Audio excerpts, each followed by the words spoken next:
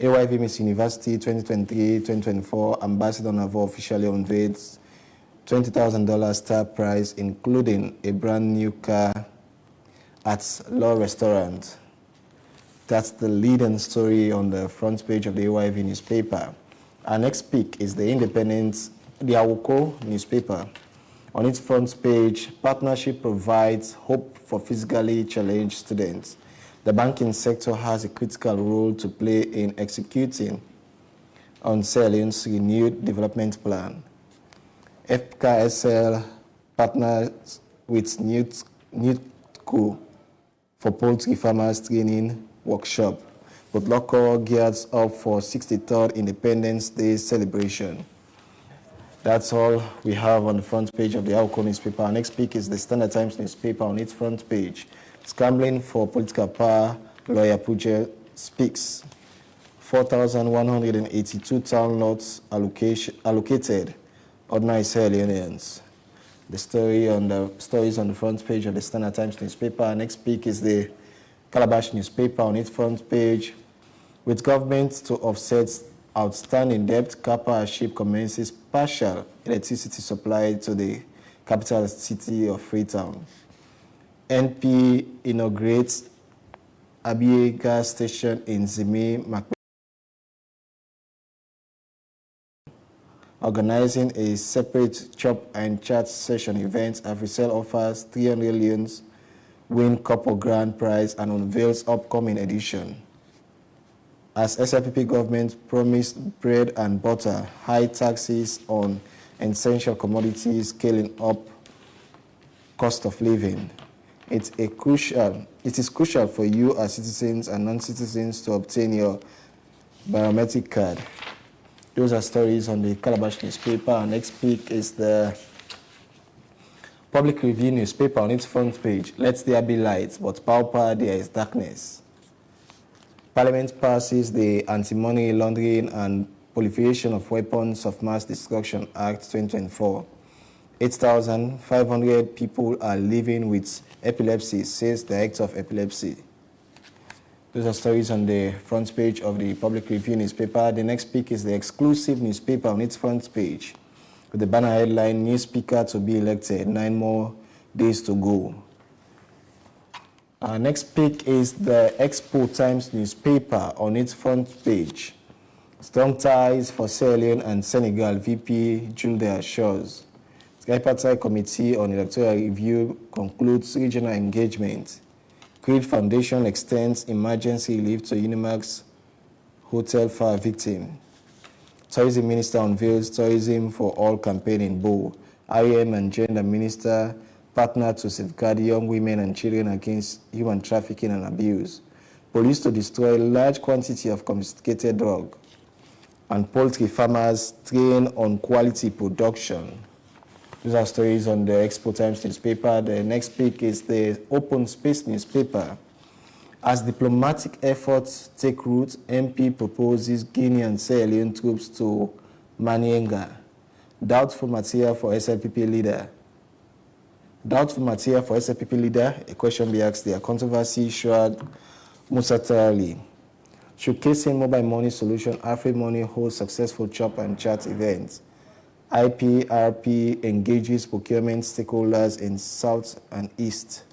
Those are stories on the Open Space newspaper. Our next pick is the Global Times newspaper. On its front page, Eastern farmers and partners engage poultry farmers. President Bio dispatches Vice President Julde Jallo to Senegal. Tourism Minister unveils Tourism for All. And our final pick is the our second to last pick is the Trumpet newspaper. On its front page, AfriMoney hosts successful chop and chat event to showcase mobile money solutions. PPWPA capacitate pupils at Kingdom and Kisi Barracks Police Primary School. Attorney General tables constitutional instruments and its regulations. Legal Aid Board secure release of 2 juveniles from court. Those are stories on the Trumpet newspaper. Our final pick is the Awareness Times newspaper. On its front page, in absence of rightful notification from the Office of the President to citizens, APC leader now speaks for HEBO. AfriMoney hosts successful chop and chat event to showcase mobile money solutions. And Senegal President meets with Sierra Leone Vice President Julde in Dakar. Office of the First Lady advocates for prohibition of early child marriage bill at high-level consultative meeting. Well, those are the papers we have in the studios, and the stories making headlines on the different newspapers we have in the studios. Like I mentioned earlier, to help me discuss and analyze some of these stories, I have with me Khadija Jallo and also Minkalu Kroma. And we'll start with the story that has to do with the one that is much more topical. On the Calabash newspaper here, with government to offset outstanding debt, car partnership commences partially electricity supply to this capital city of Freetown. And on the front page of the Public Review newspaper, let there be light, but pauper, there is darkness. I know the issue of light has been topical, especially for the capital Freetown. For the past week, we've seen the city has been in dark, owing to an outstanding debt government has to pay to the car partnership. And during the close of the week, we saw news on social media that there has been an agreement. An agreement has been reached between government and car partnership in making a payment plan to ensure that electricity is restored back to the city. But first, in this day and age, as a country, Sierra Leone is still grappling with the issue of electricity. Upon all the investments made in that sector, yet still we are still struggling to have constant electricity supply. I'll start with you, Khadija. Yes, well, that is what we've heard, that they have reached an agreement so far to see how they can continue supplying, electricity. But again, we just hope that it will not be like last year in November when a same thing happened again.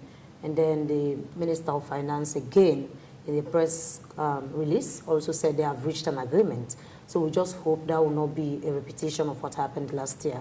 But if you look at in this day and age and having a shortage of electricity, you know that affects the daily livelihood of people. Because now most people, because of the economic challenge, prepare maybe their sources for 2 or 3 days. And you talk about, again, people that also do sell this cold water and all of that. They do find their daily earning, from having something to do with electricity supply. And you look at our hospitals, you look at other institutions who are also surviving using electricity. So that is not a sector that one should play with. And again, when you look at governance, they say governance is continuity. But I don't know how they do. Like the previous governments, you cannot compare the electricity supply by then compared to now. So in terms of agreement, in terms of signing deals, how are they actually doing it? Is it that they cancel the old one that they meet? Because people say government is continuity. So if you look at all of that, maybe there was a missing point there. The agreement that was there during the past government, and of course this pauper government. So if you look at all of this, I think there is also a rope that is cut there when you talk about how government tend to continue with whatever resources they meet when the previous governments might have taken their leave. So I think that again is another problem. When you go to communities right now, people will say, I quote, why make people get lights in the previous government, but why lights for all of the sudden cut? So even for us, we keep asking whether the agreement was cancelled or is it that it's a new agreement. So government coming in and going out should know that government is continuity. And you look at this age now, you should not even joke about electricity. Now it's like people's life is dependent on that. So when you even cut that off from them, you see a lot of grumbling. In fact, if you want people to know that you are not working, tamper with that sector. Then you hear all over, oh no, there is no light. Even if you have to, we all know that we have challenges, even when we talk about food and all of that. But you don't see too much complaint as compared to just when 2 or 3 days or 4 days, electricity was a bit short in the country, or in Freetown, because I don't know for up-country. But if you look at that, I think they have to go back to the drawing board to see what they can do. You spoke about the agreements. Let's look at this. How sustainable is this for us as a country to be depending on the car partnership to provide us electricity supply. How sustainable is this? We've had, since time immemorial, we've heard about the Bomura hydro project. What's stopping us as a country from completing that project instead of relying on the car power ship and find a sustainable means to addressing this challenge of electricity? It has to do with what the people that are appointed, the ministers that are appointed, are thinking of when they take over these positions. Because for me, I think if I'm appointed and I see that there is an issue in that sector, then I should think about new ideas. Even if I have to go to other countries to learn from them, I should do that. But if you take, you see that the story keeps repeating itself. It only means that those that are appointed are not learning, or probably they will just say, that is how I met it, so let's just go ahead. I mean, the people are used to it. So if there is somebody that is being appointed or given that position, and the person really have new ideas, because you appoint people that are capable of handling these sectors, and not people that will just, again, continue the same idea. Looking at Sierra Leone, we are getting to 63, and people will even tell you, what are we even celebrating? And we are still grumbling. We are still grumbling with light. We don't even have sufficient electricity supply at the age of 63. So it's all about thinking new. It's all about factoring in new ideas. And if we have people that can really, really stand up to that and not think from that political lens, then I think, I'm telling you, we'll learn a lot. Because there is a lot you can learn. These ministers are going to other countries. They are seeing how stable electricity supply are in those countries, African countries. So why can't they just learn from them and see if they can also, bring in some of those ideas in the country that can take us from 0 at least to 1? All right. Bringing in Minkailu, what seems to be the problem with Sierra Leone in terms of having access to electricity? We are approaching 63 years now, and we're still grappling with this challenge of electricity. What's the missing link? The problem is perennial. Yeah, it's a long-standing problem. But let me start by, permit me to address a couple of viewers. They have sent me private messages asking me why am I dressing in black. I am dressed in black because I'm mourning my niece. I lost my niece a few days ago at the Connaught Hospital, and she'll be buried on Thursday. That is why I'm in black. Again, this morning when I was dropping my kids off to school, I saw a situation in Freetown that is very, unspeakable. Yes, last night it rains, and then briefly, a lot of people took garbages and placed them, in gutters, drainages.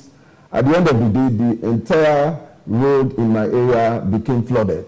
When you go, it is very, you don't want to witness the scene, and that is very bad. Everything is not just about government. Citizens must know how to behave, and we must be responsible.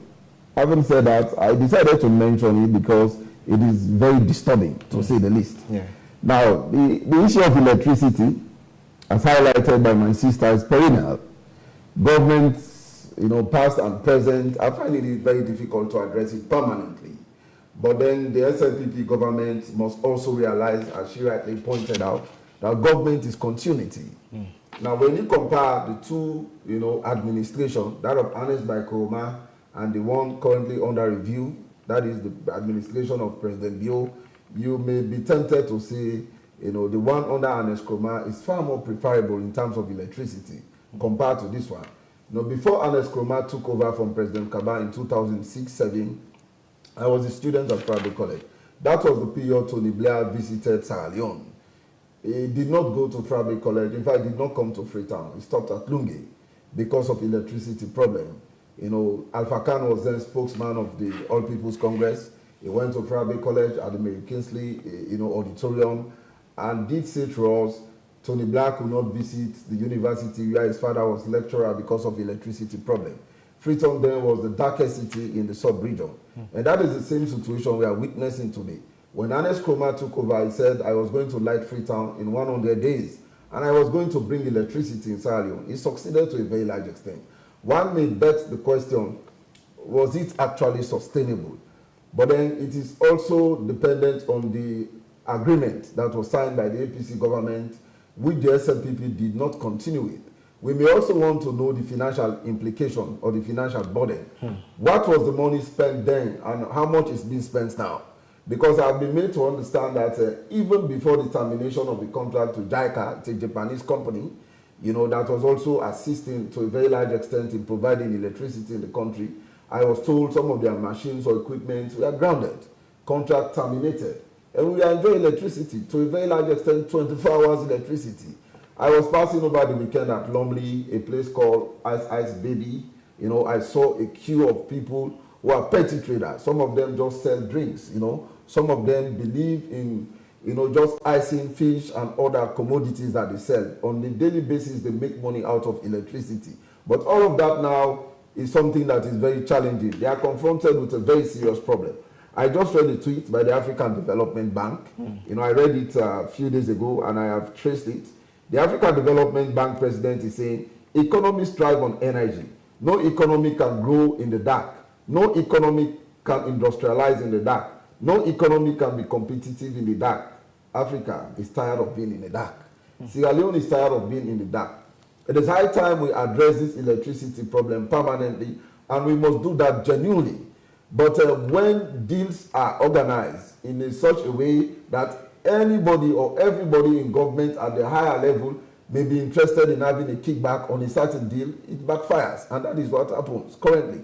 So we have to see how we can sustain electricity problem in this country, how we can address it permanently, otherwise the suffering will continue.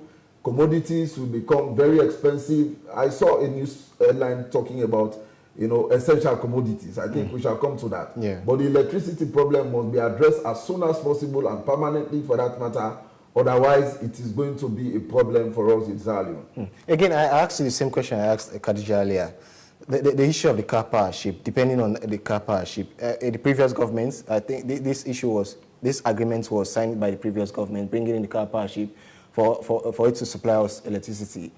And we saw the government coming in, they promised not to continue with this, but they are still using it. How sustainable is this as a country? It's 63 years, we're still depending on the car powership.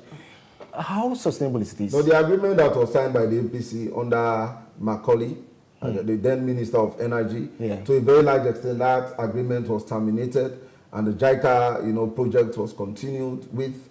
At the end of the day, Henry Macaulay, late now, was even having problems with some of the directors at the Ministry of Energy because he was not supported. The sustainability of this car powership was actually questionable. The money involved was too huge. Most of the engineers criticized the proposal to have a deal with them continuing. So when the SLPP came, they also said they were not going to continue, but we also saw a situation in which they cannot even bring better alternative. That is why when you take over governance, you do not just have to terminate all of the contracts that have been signed by your predecessor. We saw a lot of mining contracts being terminated, up to a point that some mining companies even taking government to sub-regional court. We do not want to see that continuing. So there has to be a permanent solution to our energy problem. Otherwise, Sierra Leone will continue to be in the gutters. I'm sorry to say, but that is just the painful elaboration of the obvious. I have to state it. And all this is coming at a point where the tariff for electricity have been increased, and citizens are willing to pay just to access the service, but yet still the services are not affordable to the citizens. This is what we are saying. When you talk about contract termination, then I can only say that is possible. Maybe if you see that that will a bit, disturb our national budget. But again, you have to think of a better alternative. You have to think of a lesser way of spending, but a sustainable one. But you cannot just take away something and then just like the Mamama, is it airport or so? I think that was so costly, and the new direction government came in and said they cannot handle that for now. So that was terminated, understandable. And then you try to improve on the new one. But even at that, you have to do it considering, the economic challenge and all of that. And then you have to also make space. You have to know that we have people that do not have that, as per how other people do have. So whatever service you are giving to your people, you have to bear that in mind, that it's not everybody that have the same earning power. You think about the minimum wage right now, it's 8,000 leones. New leones, if I only know about 800,000 anyway, but 8,000 new leones, right? Is that how they call it? 800. I don't know how this millions is anyway. But if you look at the earning power, it's very low. And now, people are even ready to pay just to, because people survive, like I said. People are surviving using electricity. They have to do their businesses. So if you look at all of this, like me, I've cooked 3 days plus as a poem. I have to again go to the market and look for another 400,000 or 300,000 to prepare again the same food. So if you look at all of that, people just want to see how they can manage, the situation in the country right now, or in the world, because they say now we are living in a global village. But for a government, if you want to take away something, or if you think something is not right that you've met, then you have to think about better alternatives. Indeed. In all of this, let's look at the economic burden or the challenge in developing the economy if we don't have sustainable source of electricity. Mikhailo. Yes, before delving into that, I just want to allay the fears of my sister that the Mama Maya port project, the worst mistake that this government made was to terminate it. That was a project that will have added value to this country. That project will have led us into having a new city and thereby decongesting Freetown, attracting a lot of investors and creating ways for Sierra Leone to continue making progress. So terminating that particular contract because it was not initiated by the SLPP, that was a very serious mistake. Now to your question proper, high taxation on essential commodities. It's a major problem which some of us, have spoken about for far too long. We've been talking about it constantly. When taxes are increased, when business people think that they cannot make profits at the level at which they buy, they will result in increasing the price of basic commodities or the prices of basic commodities, and that will eventually lead to what I refer to as excruciating suffering of the masses in economics. Yeah, that is what is currently happening in the country. Now, most businesses, are pulled up. Most people are not operating in the country, with the cry that the taxation is alarming. Most businesses are increasing the prices of basic commodities on a daily basis. Now, we want to think about how a bag of rice was sold 4 years ago to how it is being sold currently. How a liter of fuel was sold 4 years ago to how it is being sold currently. How a tin of sardine was being sold 4 years ago to how it is being sold currently. How a bag of charcoal was being sold 4 years ago to how it is being sold currently. The alarming increment is actually, very, very, very, unthinkable. So government must do that, which will attract investment, which will attract business people, which will alleviate the suffering from the masses. Otherwise, Sierra Leoneans will continue to suffer. And that is something government must treat with the utmost seriousness it deserves. We've seen situations where Sierra Leoneans would prefer to go die in deep seas.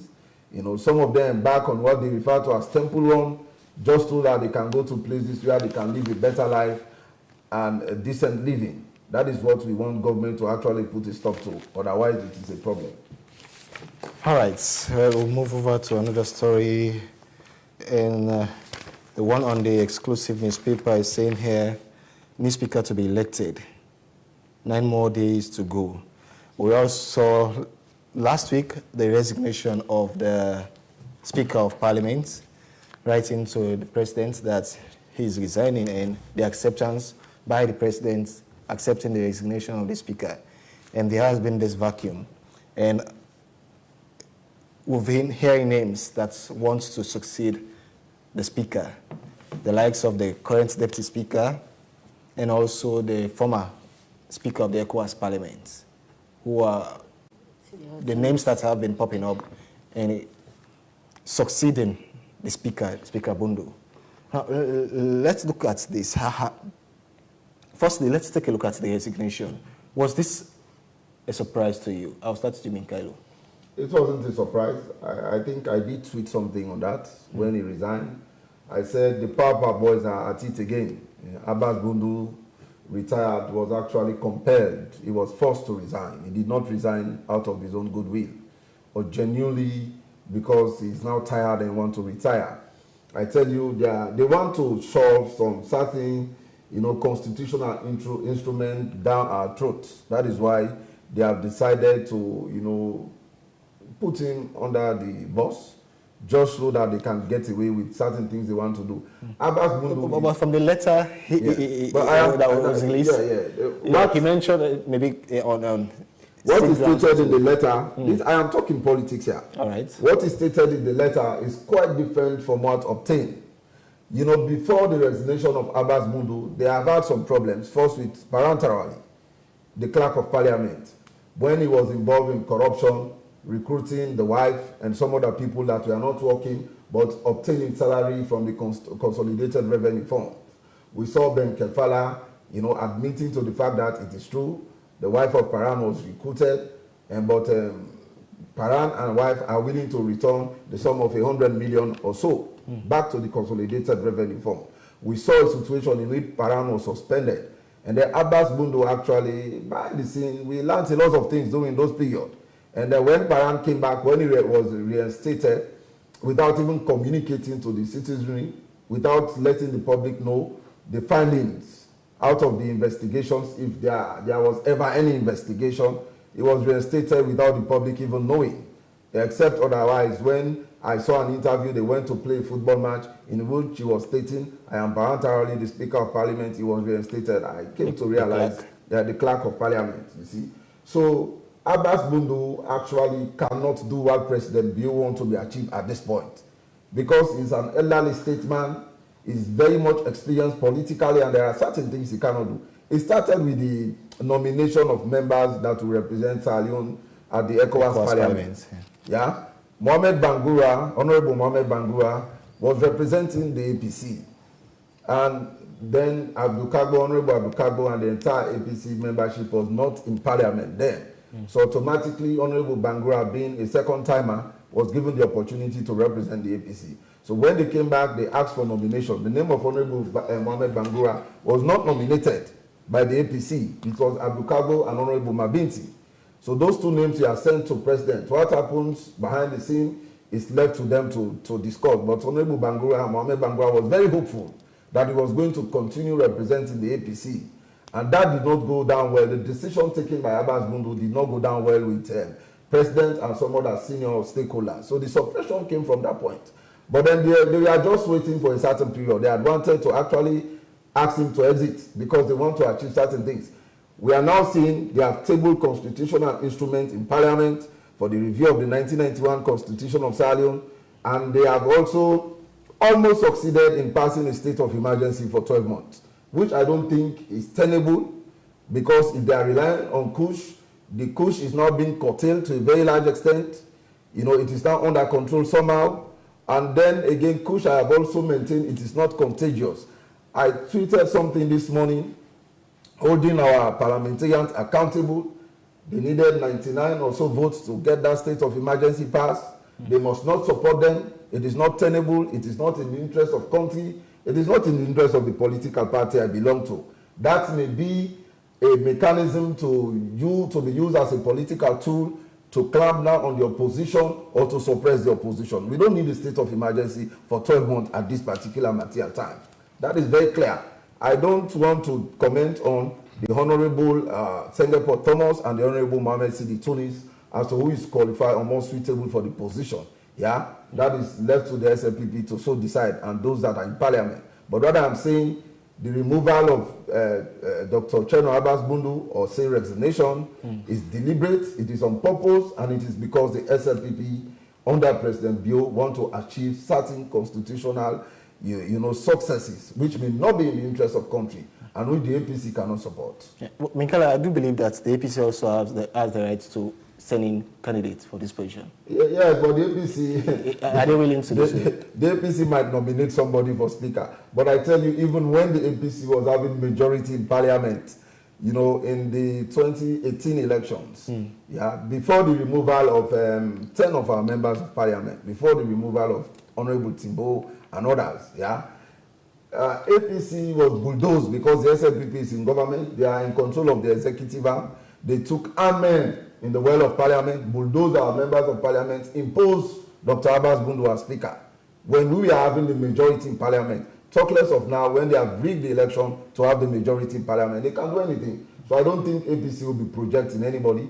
Maybe somebody from the APC might want to go in for deputy speaker, but I don't think they will actually be in the position to project anybody for speaker. But the one thing that I want, one message that I want to send very strongly to government, which we may not take light, is when government want to trivialize the work of the tripartite committee, there's no need for you to table the review, constitutional instrument for the review of the 1991 constitution when the work of the tripartite committee is inconclusive. The work of the tripartite committee hinges upon the recommendations that they will have to make. Some of these recommendations will have to do directly with our constitution, especially the aspect dealing with elections. So they need to wait until after the recommendations so that everything can be addressed holistically. They have to take it seriously. I want to remind government of the Bintumani Agreement for National Unity, which they ascended to. The chief minister was there to append his signature on behalf of government. Dr. Samura did sign on behalf of the APC. That agreement with 8 resolutions must not be trivialized.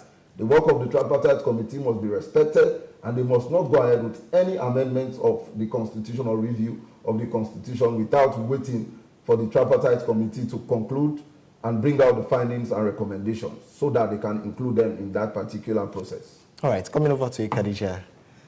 He's mentioned a whole lot of things that led... Because he's a politician. Yeah, that's... I'm not only a journalist. led to the resignation of the speaker. But firstly, did this come as a surprise to you? Well, for me, I would say yes, because I'm not a politician. And of course, I cannot go as lengthily as he has done. Because when you talk about resignation and when you talk about what people are speculating, you have to be very mindful. You know, as a journalist, we can only say those are speculations, whatever reasons, or people, we've spoken to people, we've interviewed people, and some will tell you that they were not surprised because there are certain decisions that the speaker was taking that was not in favor of the government. But what can you say? Those are just what people think. And people will tell you, well, at the start, he started supporting government, he started taking their sides, but at some point, when you talk about like this toll gates agreement or the increment, and then he had to put a stop to that, and he has taken other decisions that are not in favor of the government, sorry, and that might be one of the reasons why he decided to resign instead of, you know, being removed as speaker. Some will tell you that. But like I said, I'm just a journalist. In fact, I'm not even a parliamentary reporter. So as for what we've been observing so far, I can only say he has resigned. And there is a lot that we learned, or he did a lot of things good in parliament. And then, of course, you cannot expect him to be 100% okay. And there are other things that he did that people say did not go down well, or is not in favor of the people, but instead it's in the favor of a political party. But those are just speculations. But if you look at the broader picture, we just hope that whoever will be selected again will work for the people. Because when you talk about we have under his reign, that was when we saw reports coming out that parliament was corrupt from the 5th parliament, even from Carl, which I think is second or third positions. So if you look at all of those things, whoever will be selected or elected should now learn from that and move away from that. Being a speaker, you have to be very, very conscious of the fact that you are representing the people and not a political party. So I think whoever, I don't want to say too much politics on that. But as it is now, whoever may happen to be the speaker, what's your expectation from that person, considering what's obtained at the moment? For the person to learn from what has happened. You can learn and then try to see how you can do something different. I'm only a bit disappointed that I've not seen any, woman name coming up. Like we have the acting speaker when the speaker was not in the like of Honorable Khadija. Is it Khadija? Veronica. Yes, but we've not heard of any woman. But anyway, you know I'm a gender activist also. But we just hope that the new speaker should know the issue at hand and should be very careful in dealing with it. You know, when people continue to say, oh, Salon people, they're resilient. They have resilience people. You have to be very careful. When people start telling you, just they go, you have to be very careful. So if you look at the issue right now, you know that even development has been slowed down because of what is going on. Since the June 2023 election, we've not actually seen that kind of normal, ways of doing things, like how a country should run in a normal way. So there are still one or two hiccups, going down the line. And this has even made some international donors even have stopped to support some organizations because they think things are still not that stable. So whoever is coming in should learn from what has happened and should bring in new ideas. Should really, really try to see how everything can be settled and know that he is there for the people. Because Parliament, when you are in Parliament, you are representing the people. Whatever decision you take there has to go down with the people. Then if you miss the point, then of course the people will continue to suffer. Mikhail, even though you do not want to comment on the names that have shown up currently, but what will be your expectation from whoever is to succeed Honorable Abbas Bondo? Yeah, well, to be honest with you, I may not be SLPP. I'm a proud member of the APC. Let me add proud there. But both gentlemen, they have experience. They are both qualified. Senator Paul Thomas, he has served as a deputy for one term and maybe 1 year, say 6 years, almost 6 years. Before serving as deputy, I've been member of Parliament. He's somebody that is very meticulous. I have observed him, I have followed him. He was a senior colleague at Farabi College. He's somebody that is very assertive. He's an intelligent guy. Same can be said for Tunis. He has vast experience. He has represented Sierra Leone at the ECOWAS. Any one of them can make a very fine speaker. That is just the truth. But as to say who can be a preferred choice, that is for the MPs to decide. I don't have a voting right on that. So it is up to them. But, and what will be your expectation from the new speaker? Yeah, my expectation, I don't have much expectation from both of them. These are power boys. They are cooked in the power ideologies, So as a result, they are just coming to continue the deplorable things they have been doing in Parliament to ensure they suppress the APC, which cannot be tolerated going forward. We are soon going to witness a new APC. And when a new APC comes, most of the things that we have tolerated in the past will not be tolerated. We shall be heading for a very fierce election in this country. And I tell you for free, that election, there's no way the APC will allow the SLPP to rig it again. The APC will be in the position to command majority and govern the state. That is just the truth. I have told you, both gentlemen are fine gentlemen, but my expectations are very low because they are just going to continue on the bad trajectory because their plans are not good for this country, as far as I am concerned. All right. And of course, we will not have an opposition who will say they do not expect anything because when you talk about a strong opposition, they are there to see that things go on well. So if an opposition wants to, like, I don't want to say like where woman just say no more, like just left farm, we own time go come. When your time comes again, we will continue to see the same issues. So I was expecting my senior politician to say at least they are expecting something to change and not just going in one direction. Because we want a strong opposition that can stand up to issues and not just say, okay, we'll have to go on with this until our own time comes. I don't think that's a very good... I hope my sister did listen to my conclusion. I did. I did say, going forward, we are not going to encourage them to continue to have a field day. Okay. But the truth is, I am somebody who is very plain. There is not going to be anything new. In fact, those guys are coming to do the worst. That is why they chased Abbas Bundu to leave that seat. Because they are now tabling constitutional instruments. They want to review the 1991 constitution. God knows what they want to bring new into that constitution. And that is why the opposition is going to come in. I agree with you 100%. For country to make progress, for there to be democracy and good governance, you need to have a vibrant opposition. The opposition must be in the position to checkmate the excesses of government. We must also be in the position to applaud government where need be. We must even sit to dialogue to agree on things that will make the country progress. I agree. Or progressive, I agree with you 100%. And that was my conclusion. Yeah. But the truth is, I am not expecting anything new. That is the bottom line. All right.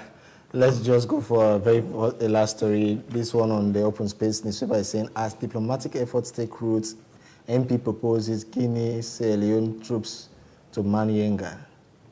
Still on the same issue. The issue of Yenga has been around for far too long. And we've seen diplomatic talks that have gone on for far too long, and yet, up to now, we're yet to find an amicable solution to this problem. The other day, the Minister of Foreign Affairs was there assuring residents that the government will ensure that they are able to resolve the issue and they are given privilege to the land. What's it that we're finding so difficult to ensure that we're able to reclaim Yenga? That is $1 million question. The issue of Yenga is not new. I will not only blame it on the SLPP government, because when the APC was also governing the state, the issue of Yenga came up. Yeah, we were not able to address it at all, and this is bad. You know, there is what is called territorial integrity. There is what is referred to as sovereignty. You know, the sole, responsibility for a country to decide what happens within the confines of the borders of that country. If Sierra Leone cannot take care of, its own, then it begs the question: what is the security assurance we give to our people? Naturally, most of when there was the scramble for and partition of Africa, yeah. When you read history, you understand about the scramble for and partition of Africa. There were and are still natural borders. Guinea, Sierra Leone, Liberia, to a very large extent, they are separated by water. Some of these rivers, you go to the Moa River, the Sewa River, River Jong, and all. They are separated by natural boundaries. Even Yenga and Sierra Leone is separated by water. How can the Guineans just wake up one morning and decided to cross the water, jump into Sierra Leone and claiming our land, when the borders are very natural? It is for the leadership of this country to take a very bold step that they must not tolerate Guinea to continue to occupy Yenga. It is not their land. Yenga belongs to Sierra Leone, and that must be respected. The borders are clearly defined and they are very natural. When you take a look at the map of Sierra Leone, Guinea, Liberia, you see the clearly defined borders of each country. So Guinea must respect our sovereignty, they must respect our territorial integrity, and they must not be disturbing innocent citizens that are living in Yenga, terrorizing them and making life very uncomfortable for them. President Leo is an ex-military man, a retired brigadier. I trust that his security lens are wide open, and because of his security consciousness, supposedly, is to be in the position to talk to the leadership of Guinea to understand that this issue must be laid to rest once and for all. The deployment of troops there, is this the right step? Well, of course, again, when you talk about security, if you look at how this issue of Yenga have been dealt with even in the past, I think they are looking at that too much of friendly relationship or diplomatic relationship. But if you look at the side of Guinea, they are not looking at it as if Sierra Leone is a sister country or so. So let us know what is ours, and then we set that boundary. We can still be, we still share a boundary, and then we see people coming from Guinea to Sierra Leone and people from Sierra Leone to Guinea. We can still maintain that relationship. But what should be differentiated should be there, because they are not taking it lightly. So Sierra Leone should not also look at, the fact that, well, we share the same, boundary, or we are close. You do have to set that boundary to know that this is ours and this is what belongs to us. And then the people also have to understand that and not just take it like it's not a serious issue. The government needs to be serious about it. And what is it with this Yenga that the Guineans are so interested in it? Yeah, one cannot tell, but it depends. Like she rightly did say, there has to be clear, defined, mandates. Guinea must know what belongs to them. Maybe, Sierra Leone is a country that is blessed with a lot of natural resources. Exactly. It is possible that there is a deposit of resources there, and maybe they have conducted a study knowing fully well the importance of that area. Maybe that is why. But you see, the Guineans, they are with this notion that Sierra Leone is terrified by them. Maybe because of their military might or whatever the case is. But they also need to realize that Sierra Leone is a sovereign state, and we are not going to tolerate them to take advantage and, continue terrorizing our people that are living there. The leadership of this country, that is why we elected them. There is what is referred to as social contract. You surrender your right to government for government to protect those rights. It is the responsibility of government. I saw the other day the foreign minister went as far as Yenga, he held a meeting there. I saw it on social media. Showing residents. Yeah, it was televised and it was circulated, assuring them that the Yenga issue will lay to rest amicably. But for you to deploy joint forces there, the problem will continue. Exactly. But if that is temporary, let them just treat it that way and try to handle it permanently. All right. Many thanks to you, Minkelu Kroma, for joining me in today's edition of the show Front Page, and also Khadija Tujalo, a colleague journalist, for also joining me in the show today. Well, viewers, this is where we bring down the curtain in today's edition of the show, and I have been your presenter, Ronald Jumorovia. Many thanks to my producer, Yero Jalo, and also Edima Conte and Mamela Mimbanya. Till we meet again, do have a lovely